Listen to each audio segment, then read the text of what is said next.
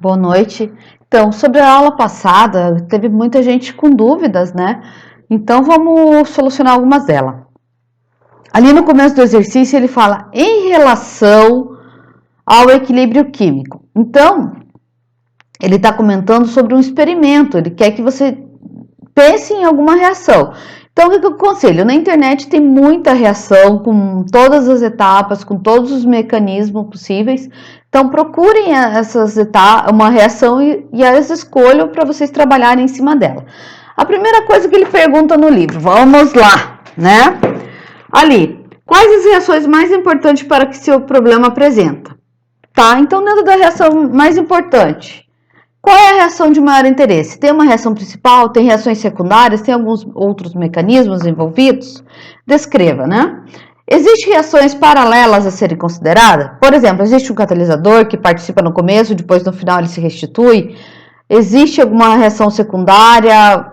Uma perda de produto? Enfim, se existe alguma outra coisa além da reação principal, perdão. O que já se sabe sobre a reação? O que você já, nesse pedaço, o que você já sabe da reação? Quanto de cada reagente se usa? Estequiometricamente, ali na segunda pergunta, qual é a reação estequiométrica? Por exemplo, no nosso caso, vamos escolher ali uma reação simples. Ácido clorídrico e hidróxido de sódio. É uma reação de um monoácido, monoprótico, no caso, com uma base normal, uma monobase, tá? Então, que outras substâncias químicas podem afetar essa reação? Tem alguma outra substância envolvida nessa reação que pode afetar? Depende, eu não falei em que meio ela está solubilizada. No caso, vamos dizer que é uma solução aquosa, então não tem outra coisa que possa interferir na minha reação, ok? O que sabe sobre os montantes dessa substância? Por exemplo, a formação do produto é 1 para 1, 2 para 2. Qual é a reação? No meu caso aqui é 1 mol para 1 mol, tá? Vamos ver. Quais são as condições dessa reação? É uma reação que se processa espontaneamente, você precisa de calor, precisa de temperatura, de energia, agitação. O que você precisa para essa reação acontecer? Se precisa, no caso, né? Solvente, qual o solvente adequado? Qual é a constante de equilíbrio dessa reação? Sabe-se que o cloreto de sódio é um sal muito ionizável, muito solúvel, com uma solubilidade alta. Então, essa constante é próxima de 100. Se você procurar em literatura, você consegue achar essa constante tranquilamente também no caso dessa reação, tá? Ali numa segunda etapa do questionamento, a hipótese simplificadora que eu posso elaborar sobre essas reações? O que são essas hipóteses simplificadoras? O grau de complexidade da reação. É necessário cálculo para esse grau de complexidade? Concentração. Pode ser usada em vez de atividades químicas? Opa, é uma solução que eu posso trabalhar só com as concentrações ou eu tenho que levar em consideração a sua atividade química, tá? Então, nesse caso não, você pode trabalhar só com as concentrações, no caso do ácido clorídrico e da soda cáustica, tá?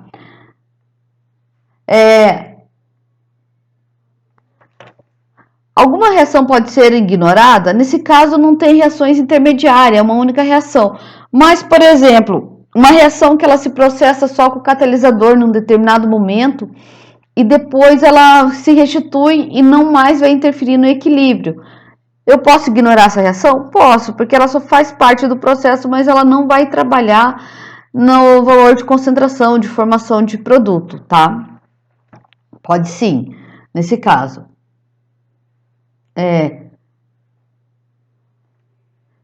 Há um reagente ou uma substância que durante o processo não vai mudar a sua concentração? Aí ele está perguntando se vai ter algum produto ou reagente que vai funcionar como catalisador, que não vai ser consumido. Então, no caso dessa reação, não tem, tá? Ali daí a quarta parte de questionamento. Quais as equações que posso usar para descrever minha reação? Daí ele pergunta, quais são as expressões de equilíbrio para a reação? Lembram lá a expressão de equilíbrio, que é a concentração dos produtos sobre a dos reagentes, tá? Para achar a constante? Opa, qual que é a concentração de equilíbrio? Quem vai estar presente no equilíbrio? Todo o ácido foi consumido? Toda a base foi consumida? Depende, se você está trabalhando com quantidades estequiometricamente calculadas, sim. Se não, vai ter alguma coisa no final. Então, é isso que você tem que dizer, como que você está trabalhando, ok? Quais são as equações de equilíbrios de massa para essa reação? Opa, aí ele está falando em quantidade de massa. Por exemplo, se uma grama reage com 2, se 3, 4 forma 5. Então, é a parte do peso molecular, a quantidade em massa, ok? Qual é a equação de equilíbrio da carga para o sistema? Você precisa dar uma carga alta para que o sistema ocorra? Sim, não, talvez. O que? Nesse caso, não é preciso dar uma carga para que aconteça.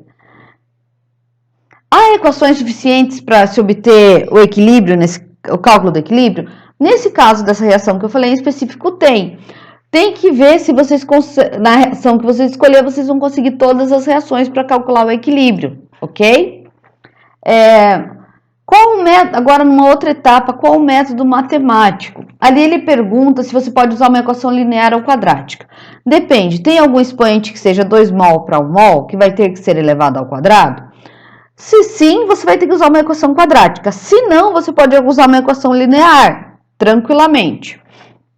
No caso dessa reação, uma reação linear a descreve muito bem. É necessário o uso de aproximações sucessivas? Aproximações sucessivas são um cálculo matemático um pouco mais avançado, que quando você não consegue ter um valor exato, você calcula uma aproximação, quer dizer, um valor próximo do real, tá? Nesse caso, teoricamente, você consegue calcular 100%, nessa reação com um grau alto de exatidão. Porém, existem reações com que os reagentes estão contaminados que você pode prever aproximadamente quanto você vai ter no final. Por quê? Porque é cálculos aproximados, tá? Você não tem contaminantes, tem outras coisas que interferem. Então, nesse caso, não. É necessário o uso de uma planilha ou de um computador para conseguir calcular as concentrações?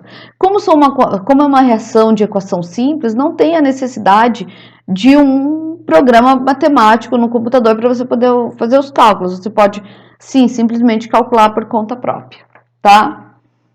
Minha resposta final faz sentido. Aqui é a parte mais importante, que é o que eu quero que vocês prestem atenção, avaliem com coerência, tá?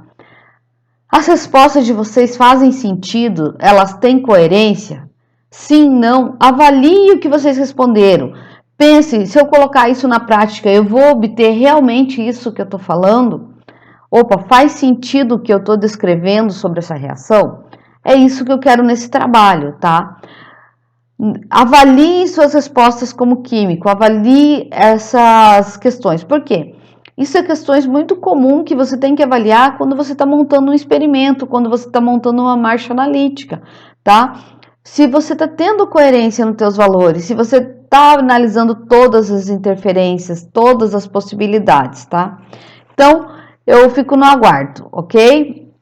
Tchau, tchau, até daqui a pouco.